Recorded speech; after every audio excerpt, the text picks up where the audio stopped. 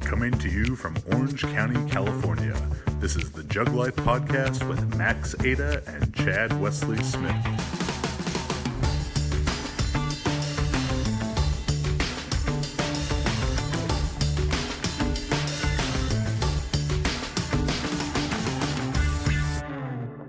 Hey everybody, Chad Wesley Smith here, bringing you another episode of the Jug Life Podcast, this time filming in front of a live studio audience.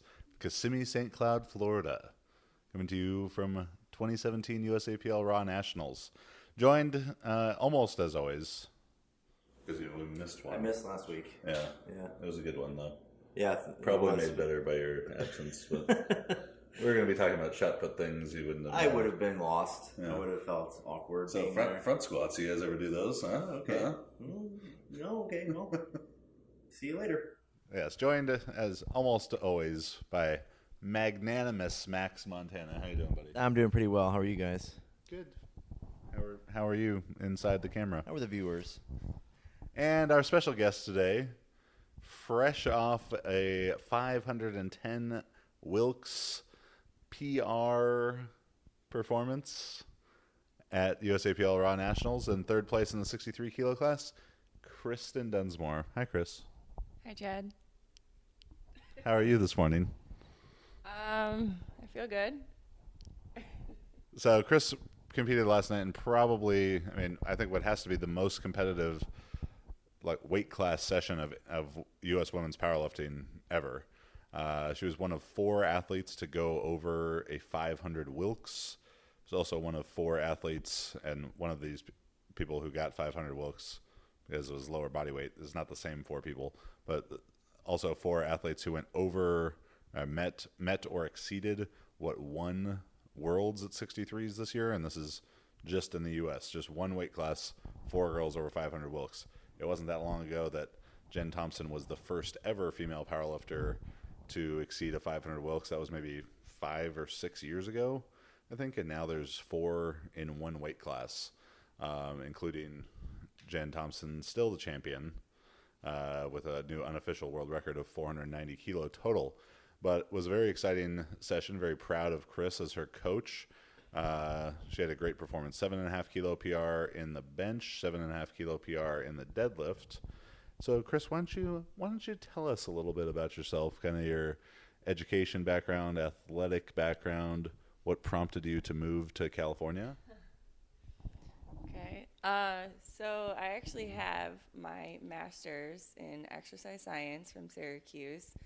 And that's, I think, what kind of got me into powerlifting in the first place is when I was going to school for my undergrad.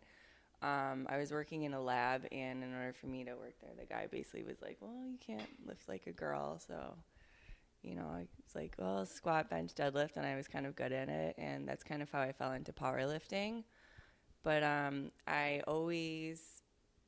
played sports pretty much growing up. I played basketball, which was like my main sport. I played soccer, and then I ran track kind of more as like an off season. So anyone who's ever seen you do a box jump would know. I'm really athletic, despite my box jumping capabilities.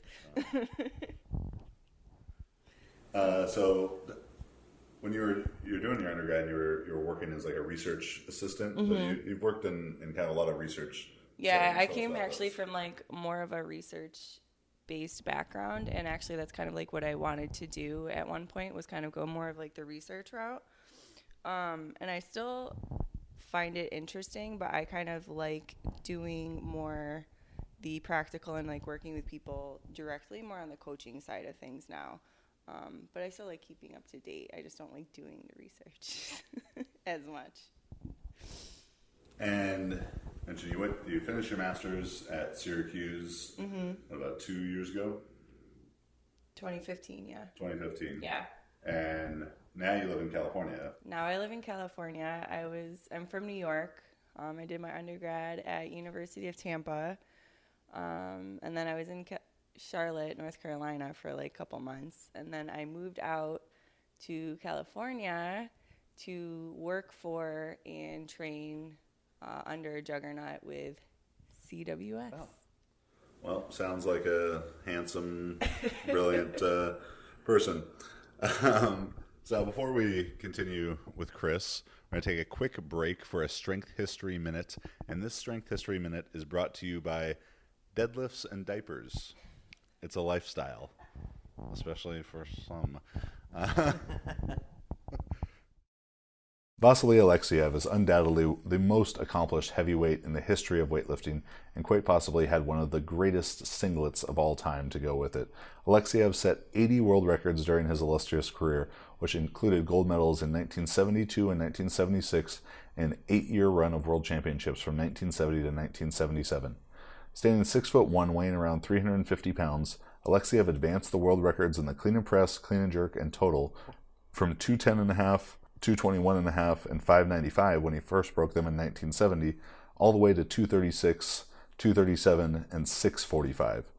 After his amazing career as an athlete, Alexiev went on to coach the USSR in the 1992 Olympics, where they earned 10 medals, including 5 golds. Alexiev made a point about training that is something everyone should take to heart.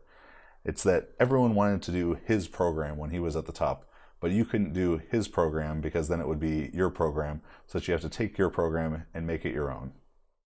So that Strength History Minute was brought to you by, was of Vasily Alexiev, owner of quite possibly the greatest singlet of all time. I don't know that singlet would be IPF legal, but I think you could pull the singlet off. It's a nice.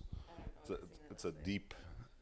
It's beyond a V-neck. It's more like a U neck. Almost shows the top of his belly button. It's basically a spaghetti strap Speedo. Yeah.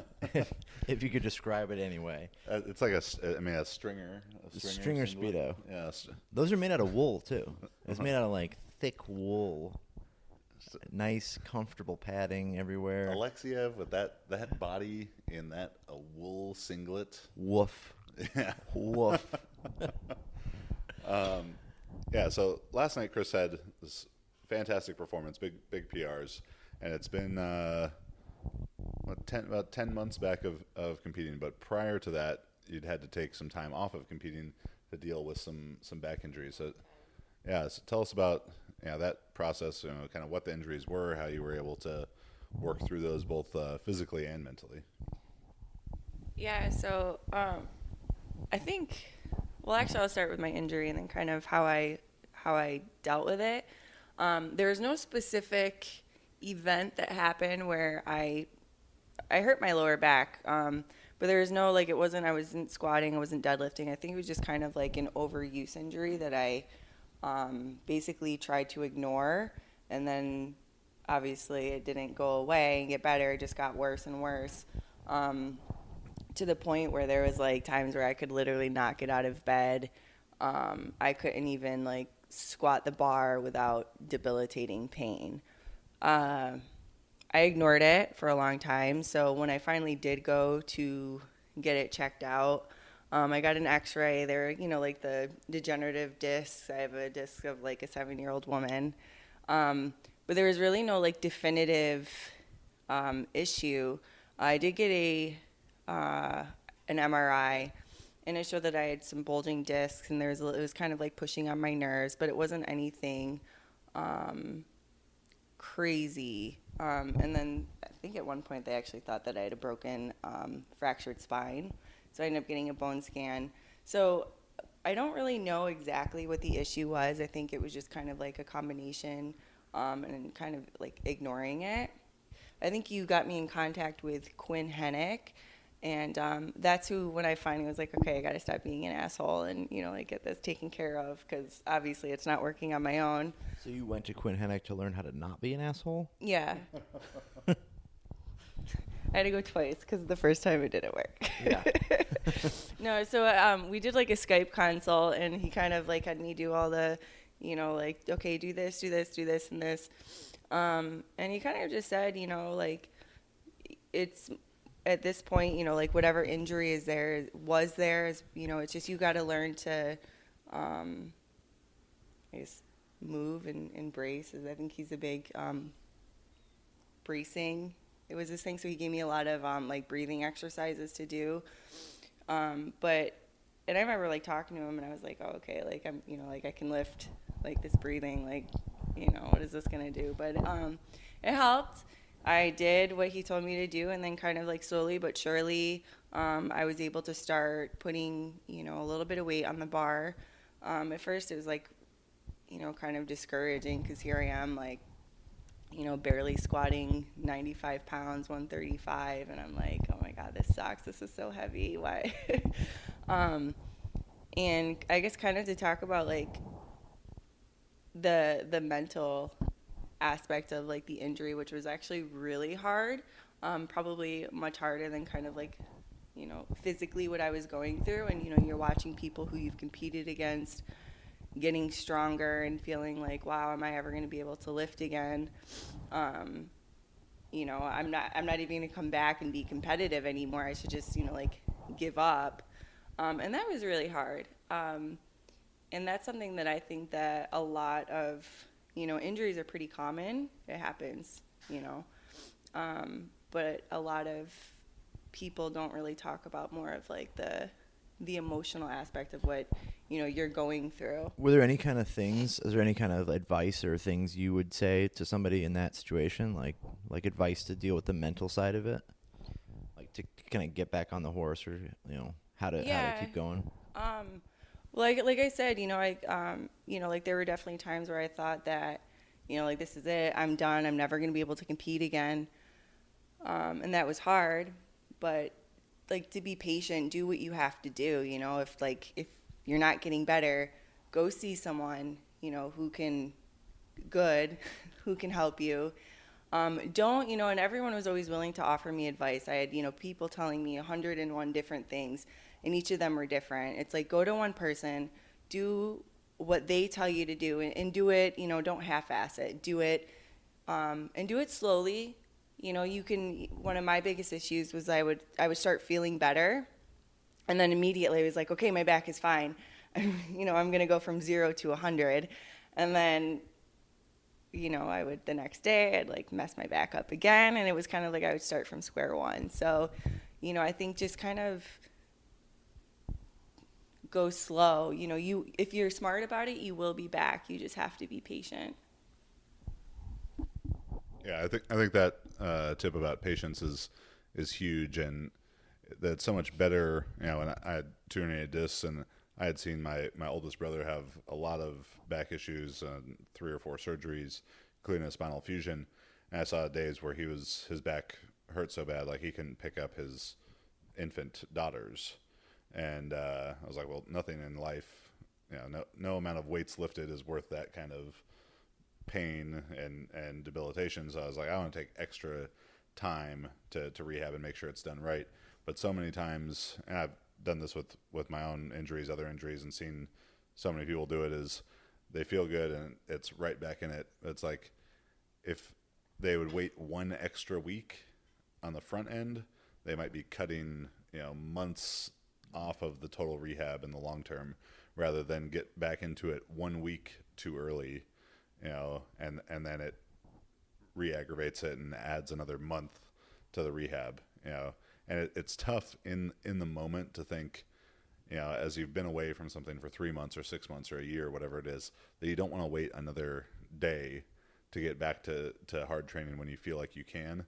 But so many times waiting that extra week or 2 weeks goes a really long way to healing better. And I think something that, you know, as you were going through the kind of rehab process, and we talked about it but didn't necessarily do it, but is sort of pivoting the goal for a little bit, pivoting the short-term goal. I think this is something that can be really useful for people coming back from an injury. Is, you know, Kristen's long-term goal was to get back to powerlifting and being as competitive as possible with that.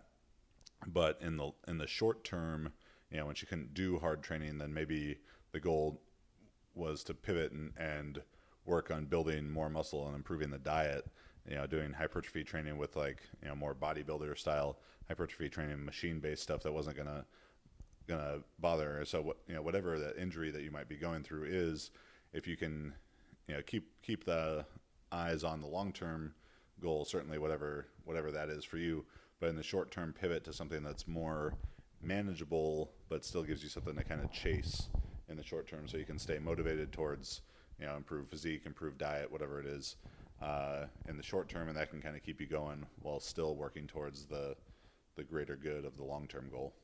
Yeah, that's a big one. It seems like there's always people seem to lose sight when you get hurt that there's always something you can do, even if it's just as simple as like the mental side of training, like developing, spending time every day to focus on thinking about technique, or getting comfortable with different stuff, learning the technique, coaching other people to kind of build your own experience.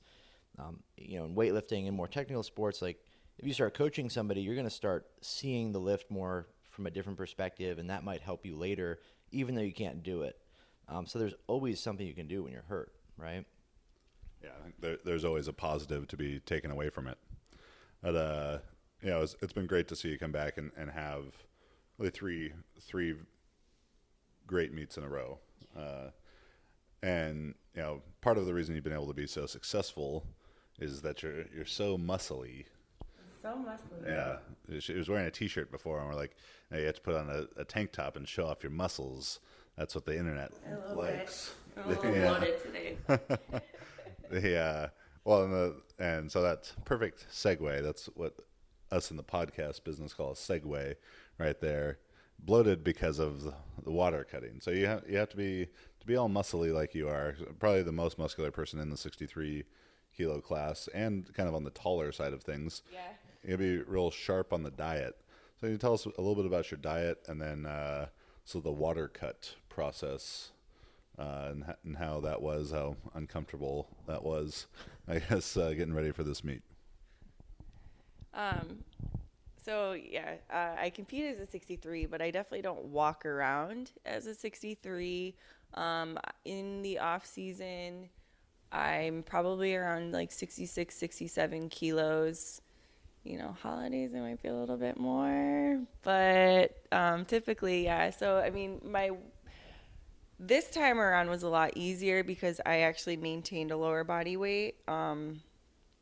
The last one was a little bit harder. So this time was the first time that I actually think I did an official water cut. I think before then I would actually just cut down to my weight class. So it was kind of unnerving a few days before, where I was like, oh my God, I'm a kilo over. It's like, am I going to make weight? But, I had Joanna Ada help me, and she told me, and I was like, all right, I trust you. And it worked. I made weight. I weighed in at 62.9. It was the water cut. It actually wasn't that bad. I think I was just a kind of a little baby. I'm glad that we have that on video. So when you're water cutting for the next meet, we'll bring that clip back up. Yeah. I was just thirsty, and everyone was like eating pizza and donuts, and I was like, oh, well, here's my dry, unflavored chicken. Great. But to help me get to, other than my water cut, I do a slight weight cut beforehand.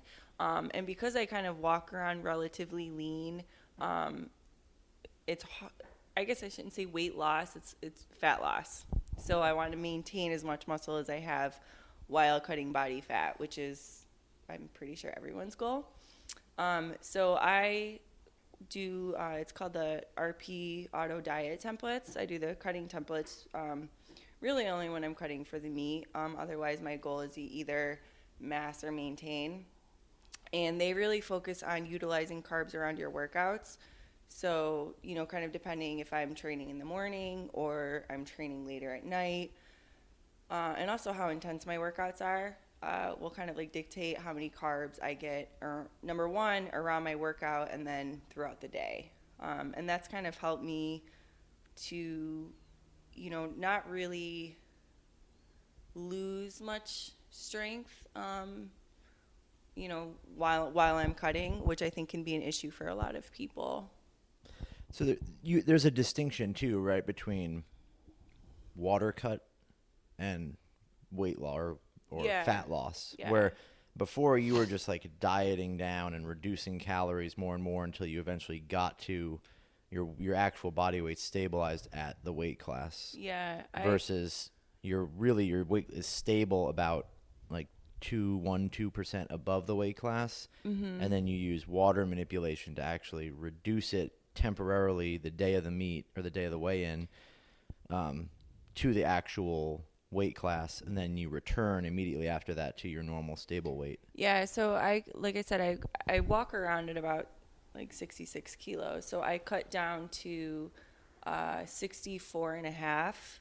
And then I did basically I water cutted from 64 and a half. So that was like a kilo and a half water cut that I did throughout, was it 3 days, 4 days, where I water cut to make the 63. So I weighed in at 62.9. And you know, the real big advantage with that, when you're looking at cutting weight, 2-hour weigh-in, 24-hour weigh-in, whatever it is, you want to be the lightest weight, the weight that you weigh in at for the shortest amount of time possible. So you probably only weighed 63 kilos and under, 63 to 62.9, what you weighed in at, from maybe an hour before the weigh-in until 15 minutes after the weigh-in. Yeah. 10 minutes, 5 minutes after the weigh-in. Like 30 seconds. Yeah. And that's optimal because the longer you can keep calories up a little bit, you're going to be able to hold on to more muscle because you certainly don't want to be losing muscle mass as you go into a meet. And we'll have more info about 2-hour weight cuts and water manipulation and stuff with a video we're doing with Joanne soon, so be on the lookout for that. So once we got past the water cut, all weighed in and everything, what's your recap, your impression and feelings about your performance last night? Overall, I'm happy. It was a total PR. I PR'd squat, or I didn't PR squat. I PR'd my bench and my deadlift. The only one I'm kind of bummed about is my third attempt, which was 178 kilos. That I just missed. I wasn't high. I failed it. And as to why, I could come up with 101 different reasons as to why I missed it, but it wasn't there yesterday. She's lying. It was there. It's because your weight shifted back in your foot. Okay. Well, You had a Lewis Simmons in your head saying back, back, back. Take it. yeah. Back, take it, yeah. So I tend to, with my squat, I don't know, if you've ever watched the video, is my knees come inward a lot.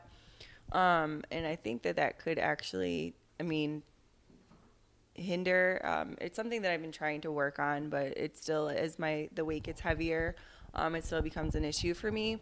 And what happens is my hips shoot up first, and then so it's like a really awkward position, I feel like. Yeah, I think the gist of it is that you don't do all the things that I say. Yeah. And then Not a good strategy in the squat.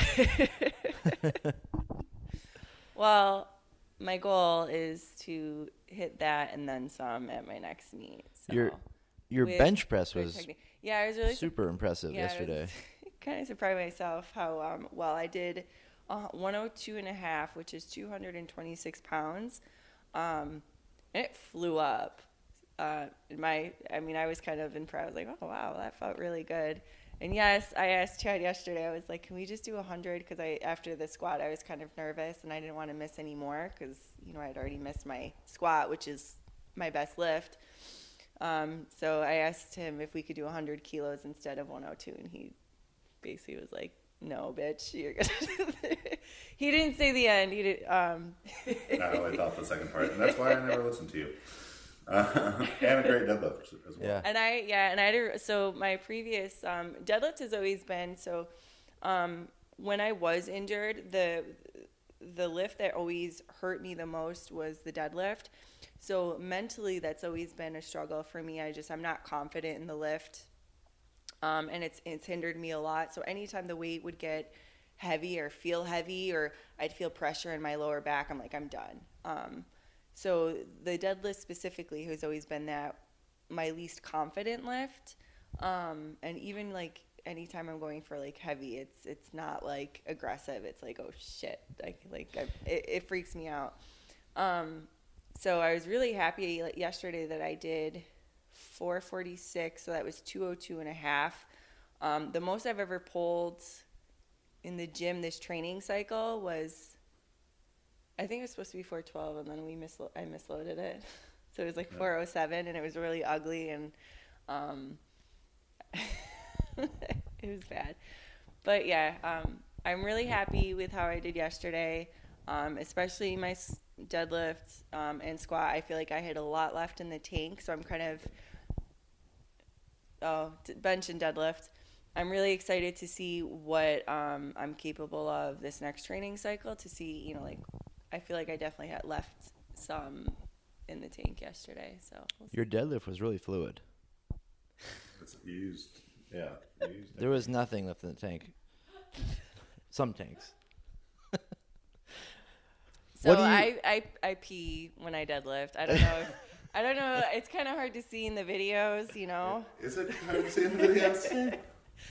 But I do. And I don't even care anymore. I think initially the first couple of times that it happened, I was like really embarrassed and, like, oh my God, everyone just saw me pee. But now I'm just like, whatever, like, it happens. It's something that, I've been trying to address, and so something I'm still working on. But, as the weights gets heavier, it's still an issue. What's the title of your article, Female Incontinence and Strength Training? Something like that, Yeah. yeah. Chris has a whole article about it. I wrote an article. I kind of, so maybe we can link it or something if you're interested. But it's definitely an issue, and it's kind of interesting to see how common it is. I mean, there's a lot of women and I think a few men from yesterday's. It's definitely I think there's really? a guy. Yeah. Huh. I think. What? That's okay. That guy's just peeing for the sake of peeing. I can tell you right now. It's a laziness of not wanting to walk to the bathroom. You know what? It's male incontinence too, guys. All incontinence matters. Male incontinence matters. The thing that's impressive to me from a coaching standpoint is that you've mentally gotten past that. Where sometimes, and you see it a lot with beginners, people, maybe they have an issue with it, and it just becomes a thing that now is a problem. And even though you did it, and other people do it, like it didn't stop anything. So your 202 just kept moving as though nothing was happening, which is kind of, tell me whatever it's you want to badass. take it. Well, right? yeah, it is. It's like whatever you just did what you had to do to make the lift. And Kathy Marksteiner was pissed at you for pissing all over the platform. Oh yeah, she had told someone earlier, like, don't you pee on my platform. I don't think she said it quite in that same voice that I used. I mean, but it's not like I'm like doing it on purpose. She was the opposite side for me, and she was on the opposite side for me in the coach's box. As it was happening, as you're locking out, she's just like, What are you gonna do? How are you gonna stop it? But I mean, it's not like I actively try, I try not to, but it happens. So where should people contact you for golden shower? My DMs. Okay. Yeah, it's not cheap. Golden shower rates in there. So looking at training for female athletes and your experience training and competing, what, or maybe a couple pieces of advice you would have for women maybe nervous to start powerlifting or just kind of getting started in strength training? Yes. So actually, my first meet was back in January of 2014, and I had been lifting for a while. I wanted to do a meet, but I was always like really too nervous to like actually go through with it. So I'd always like, oh, there's a meet, I'm gonna do it, I want to do it, and it would I was just too scared. I could find every reason not to sign up. So I think my mom actually signed me up for a meet. Oh wow. She's like, yeah, because she knew I would talk about it and would never follow through. So I think she was like, no, you're gonna do it. And so actually it's funny, at the time I think there was 3 girls that did it. It was a small local meet in New York. I was super nervous. So at one point the lady who I was giving my bench attempt, this is my the first meet, and I gave her my attempt and she told me no. And she was like, that's too easy for you. You have to at least do, and I don't even remember what the weight was. You have to at least do this. And I was like, okay.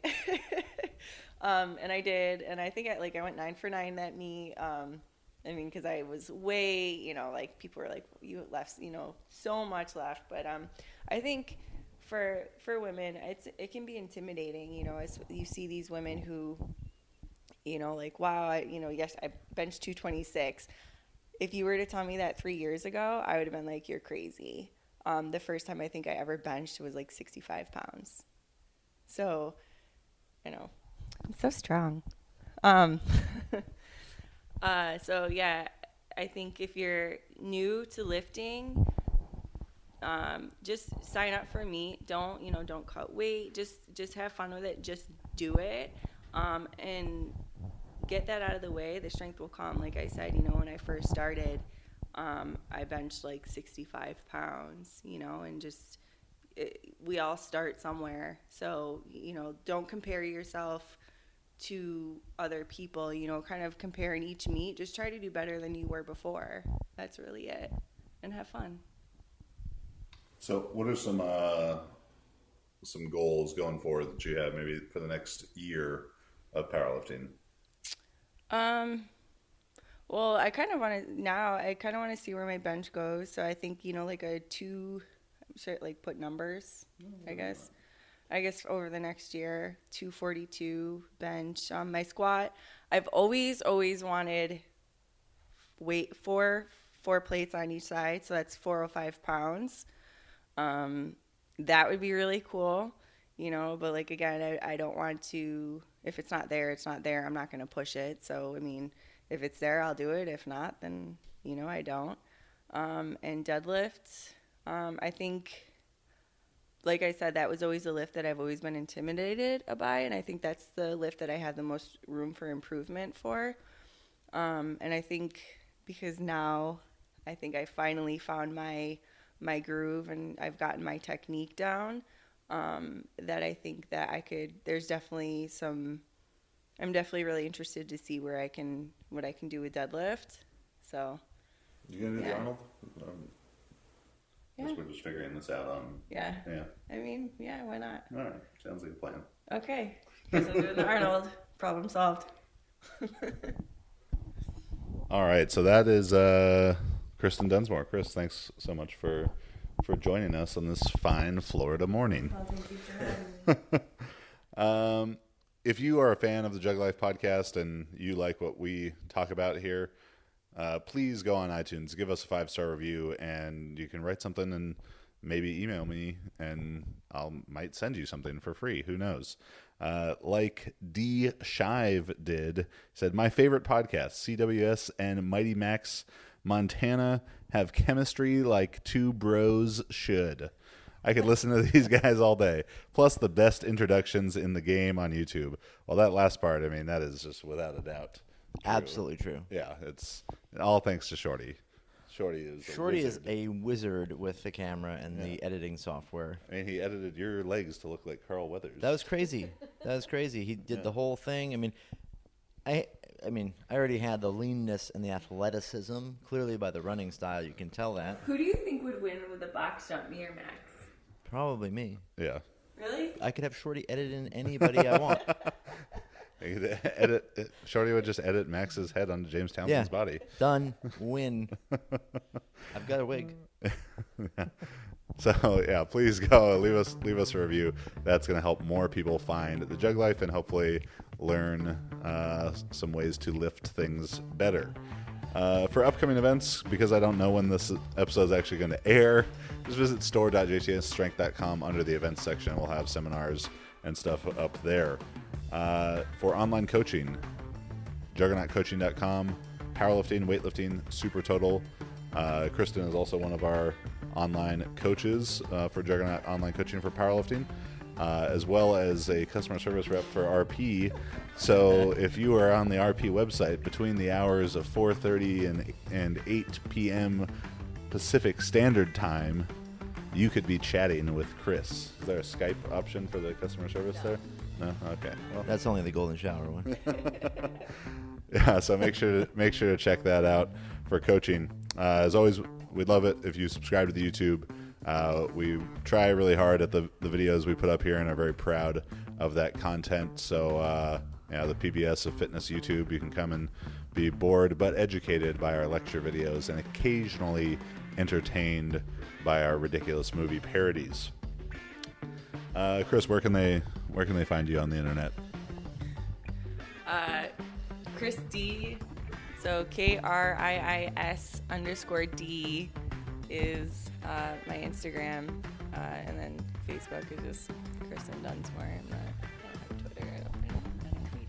Yeah, I've never been big on the tweeting. Yeah, I don't do Twitter. You Max? can find me Max_Ada on Instagram or Facebook, or you can email me MaxJTSStrength for any questions about the online programming.